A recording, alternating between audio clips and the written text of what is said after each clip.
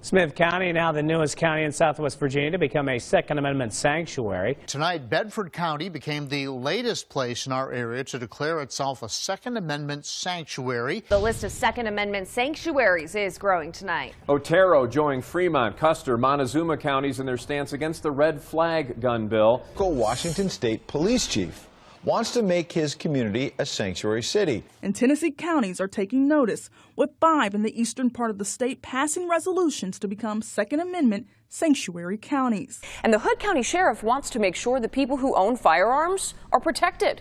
He tells Alex Rozier he wants to create a sanctuary county for guns. Well, what exactly is happening out there that all these sheriff's departments from different localities and communities from all across the country are implementing this concept of a Second Amendment sanctuary? And this isn't some singular locale. This is happening in numerous states and has been now for the past year. Well, it could be a sign of the times we live in. We've watched as our First Amendment rights, our right to free speech, have been eroded away with the implementation of a concept of hate speech as corporations work with the government to limit what you say and how you say it and who you say it to and when you say it. We've seen the insidious nature of political correctness shackle us and take away our ability to express ourselves in the way I don't think our founders would have ever thought would be possible. And it's a perfect example. What's happened with the First Amendment is the perfect example of why people are so wary of what is now taking place with the Second Amendment. It is something that is gradual in its nature, a very slow-acting poison. And by the time the symptoms hit, by the time you're so weakened and bedridden, you're unable to do anything about it. You can't fight back. You've succumbed so far that you're not able to raise your voice up anymore. And what exactly is happening with the Second Amendment? Well, there's a massive introduction of different laws that are being put in place to restrict the sort of guns you can own, how you can procure those guns, where you can buy, sell, and trade those guns, the sorts of ammunitions that you can obtain, and how you can obtain them. And perhaps worst of all is the introduction of red flag laws. Red flag laws, which are something ripped right out of a science fiction movie for a future crime you might potentially commit.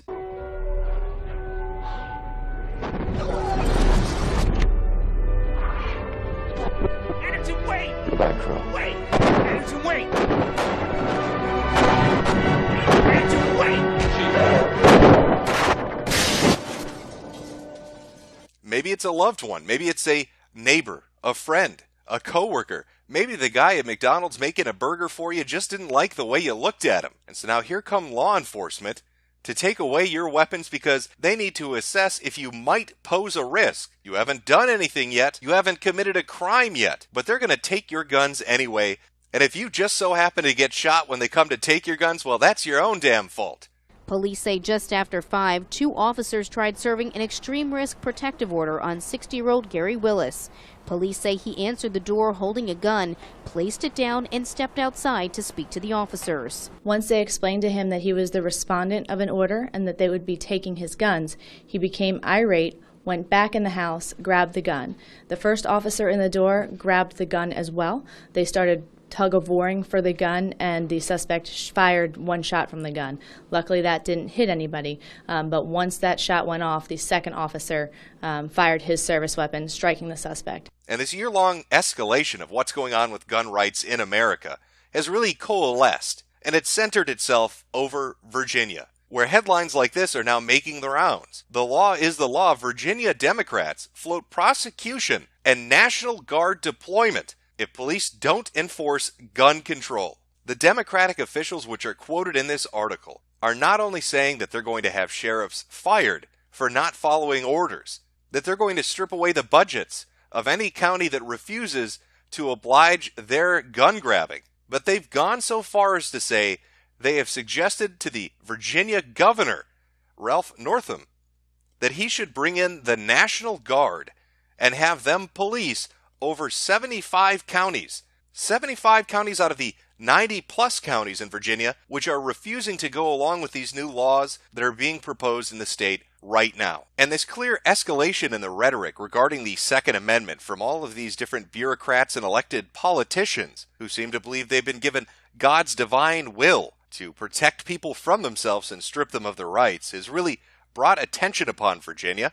and got a lot of people talking about it. The National Guard itself gave a response on social media, a very nonplussed response, a very non-committal response.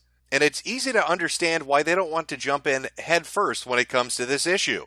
All you need to do is look at what others in law enforcement and government are saying about this. There is a tangible fear in the air. I work plainclothes law enforcement. I walk around without a uniform. People don't see my badge. People don't see my gun. And I can tell you, people are angry. And I am frightened. To the point that I am looking at moving my wife and child, my child to be, March, my wife and child out of the state if these bills pass. The reason is because my fellow law enforcement officers, I've heard on more than one occasion, tell me that they would not enforce these bills regardless of whether they believe in them ideologically, because they believe that there are so many people angry in gun shops, gun shows, at bars. We have heard it now. People talking about tar and feathering politicians in a less than joking manner. People talking about fighting with violence over their concern with Senate Bill 16 and Senate Bill 64. So you can imagine being in law enforcement and hearing citizens at different locations all over town talk about lynching and tar and feathering politicians for even suggesting bringing in the National Guard or taking their guns away. Why people are really on edge about this particular issue. Take, for instance, this conversation that took place between the Attorney General and Delegate Jay Jones from Norfolk, in which Jones writes, "The bills being passed by the General Assembly and signed into law by the governor are binding for our entire Commonwealth and its citizens. The legal precedents it would set by allowing communities to selectively ignore these laws at will is alarming and indicative of the same mindset that nearly 150 years ago led this country to dissolve into a civil war." And looking at the crowds in the streets that have been gathering in protest, you can start to see why people are getting concerned. They're showing up and protesting outside of courthouses, they're gathering at local municipalities, and they're letting their voice be heard. These aren't one or two gun nuts out in the hills in Alabama, hunting rabbits and skinning deer. These are average, ordinary people. Now, when you hear a story like this, the first thought that probably pops into your mind is it's a David and Goliath situation. The citizens are the little guys, and the government, backed by the National Guard, are just undefeatable. There's nothing that can be done. Well, the first thing you need to take into consideration is the sheriffs in Virginia outnumber the amount of deployable Army National Guard by almost 1,000. And those numbers are bolstered by sheriffs who are so committed to this that they're willing to deputize not hundreds, but thousands of people. I do have the legal right to swear in deputies, and that's been the same for hundreds of years here in the Commonwealth for any sheriff. And others might say that might be okay for a handful of people, but if you deputize hundreds or thousands, that sounds like a militia in the making. Hopefully the measures that they're hoping to approve won't actually pass and won't be necessary. But if they do enact those laws that they're proposing, restricting everything from a so-called assault weapons to high-capacity magazines and other things, let alone the red flag laws, my stance will be to, if need be, if it's passed, swear in hundreds or even thousands of citizens as auxiliary deputies. We have thousands of concealed carry permit holders in the county currently. Two other things to take into consideration are what's happened in the past and what the current climate is like right now and how people are reacting to it. Maybe you remember a little incident called the Bundy land grab, where the Bureau of Land Management tried to roll up with armored cars and assault weapons, sending in their troops to steal a man's property. They're going to take his possessions from him. Remember what happened with that? Well, his neighbors and people in the community came out to support him, stood shoulder to shoulder with him against government and law enforcement forces. Goddamn cowboys rode in, people set up sniper positions on the overpass, and the government ran for the goddamn hills.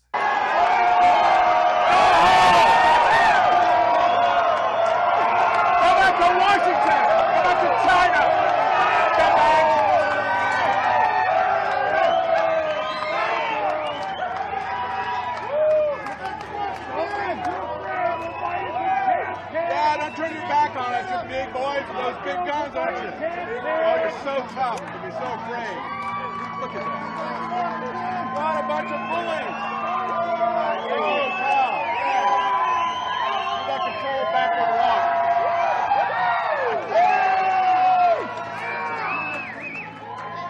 And a more current example of this would be what happened with a Instagrammer by the name of Whiskey Warrior 556. Now, at the time, it was believed he was being served with a red flag warrant. They were coming to take away his high-capacity magazines. Serious question. To the boys in blue, the thin blue line, what's it like to arrest someone on the grounds of high-capacity magazines, which 30 rounds is standard capacity, just for the record? What's it like to know that the Founding Fathers would shit on you? Now, details of the story later came out that wasn't actually the case, but his live stream drew in a lot of attention. So what do you call a cop that enforces gun laws? A red coat faggot! With a lot of people really monitoring the situation and gear up and go down to show support, much like what happened with Bundy. Right now in Virginia, it is the perfect storm. Up to the north, you have D.C., where an impeachment against the president is taking place, headed by the Democrats, who seem to want to write their own rules of conduct on how to conduct this impeachment inquiry. It seems like a political hit job. Sour grapes about losing the 2016 election and looking to make sure he can't possibly win 2020. In the meantime, you have a democratically controlled state government looking to implement extraordinarily strict gun laws within the state, and people not wanting that to happen. Sheriff's departments saying, no, we aren't going to enforce it. Citizens gathering at town hall meetings and declaring their county's Second Amendment sanctuaries, protesting at the state government buildings. Sheriff's department saying they'll deputize people, and local law enforcement hearing people on the street talk about tar and feathering politicians. All of these things are culminating. It's all gathering together in a little pressure cooker. And all it's going to take to set it off is just one singular fuck-up. The wrong person at the wrong time in front of a big enough audience. If the government sends in the National Guard, if they start firing sheriffs, if they serve a red flag warrant on somebody, and some kid gets killed, or some innocent citizen gets killed, or people decide they've had enough and they stand up to it, who knows what chain of events that is going to set off. But right now, Virginia is a state to pay attention to. Because you can feel it. It's tangible, it's electric, it's in the air. But my fear is, as I watch what happens in Virginia, that this particular saying is going to end up having a very real meaning very soon. From my cold, dead hands.